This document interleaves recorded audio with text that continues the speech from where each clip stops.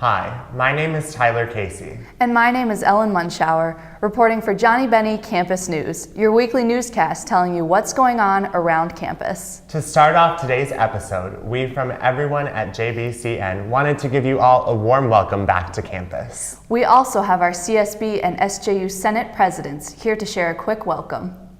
Hi, my name is Mary Catherine Steenberg, and I am this year's St. Ben Senate President. And I'm Jack Cummings, this year's St. John's Senate President.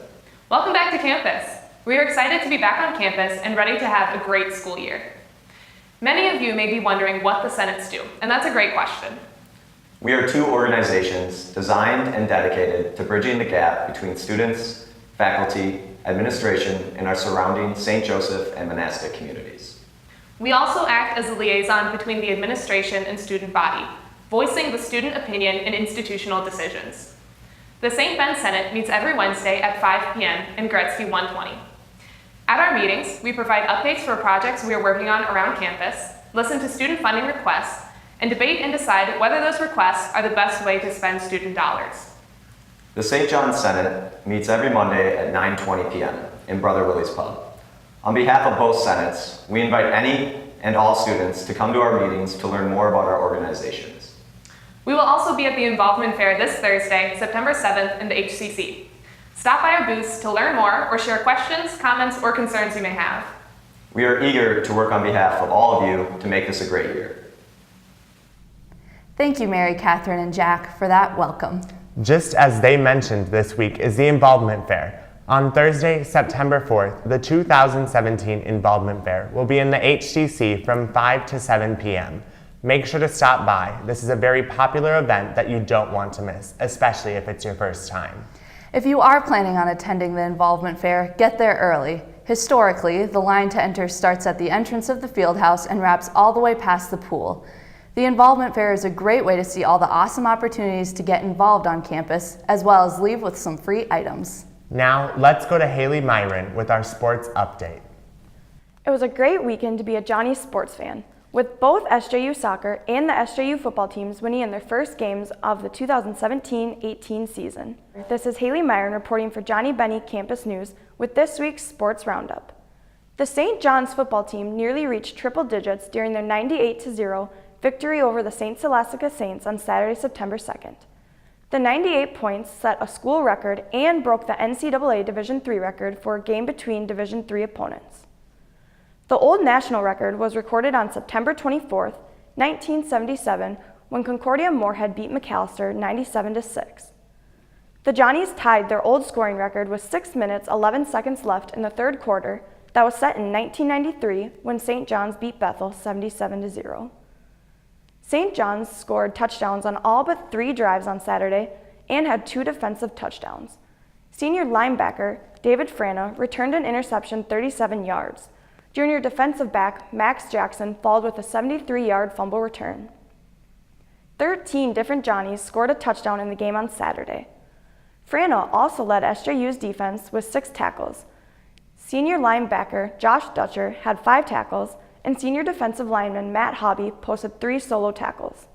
St. John's University also moved up 2 spots to number 8 in the first D3Football.com Top 25 poll of the 2017 regular season, released Sunday, September 3rd. The Johnnies play host to NAIA presentation of South Dakota for a 1 p.m. non-conference game this Saturday, September 9th in Collegeville. Junior Morgan Pierce and first-year Althea Gutzman placed in the top 10 to lead the College of St. Benedict's cross-country team in a third-place finish at the Crown College Invite Friday afternoon. Pierce took second overall with 19 minutes and 37 seconds. Gutzman had a solid collegiate debut, finishing 10th in 20 minutes and 33 seconds. St. Benedict's cross-country team is back in action Saturday, September 9th, when it travels to Decorah, Iowa for the Luther All-American Invite. Congrats to all our Johnnie and Bennie athletes, and good luck this weekend. That's all for this week's Sports Roundup. I'm Haley Myron with Johnnie Bennie Campus News. Back to you, Tyler. Thanks, Haley. Now let's head to Zach Eichten to learn about what's happening in the political world today. Thanks, Ellen, and welcome back to Johnnie Bennie Campus News. Earlier this week, President Trump signaled that he is considering ending DACA. DACA is Deferred Action for Childhood Arrivals, which was a key piece of Barack Obama's immigration legacy and was signed as an executive order. The program protects children who are brought into America when they were young and provides some legal protections from deportation. The signal has brought a storm of criticism from both Democrats and Republicans alike. Speaker of the House Paul Ryan has implored the president to keep some provisions of the program. Another piece of news that has been developing all summer is a special investigation into Russia's involvement of the 2016 election cycle. One of the more major pieces of the story occurred this summer when James Comey, the former FBI director, was fired from his post by the president. Comey then testified before a congressional committee on the reasons for his firing. According to Comey, one of the reasons he was fired was because he refused to publicly clear President Trump from wrongdoing during the 2016 election, despite being told he was not under investigation. After his firing, Comey then leaked a few memos he had written after his conversations with the president. These memos were leaked in an effort by Comey to start a special investigation.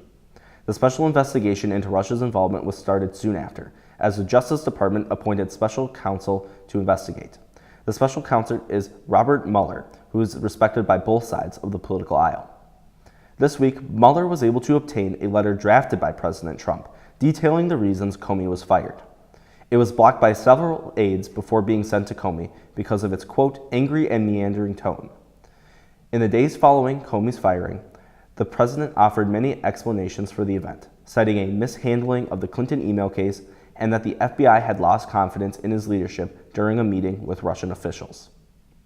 That's all from this week's political segment.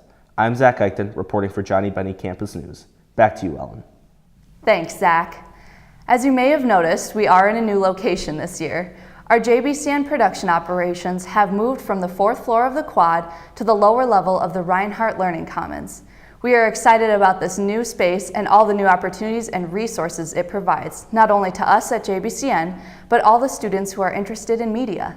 I'm Tyler Casey. And I'm Ellen Munschauer, reporting for Johnnie Bennie Campus News. Check back next week to see what's happening around campus.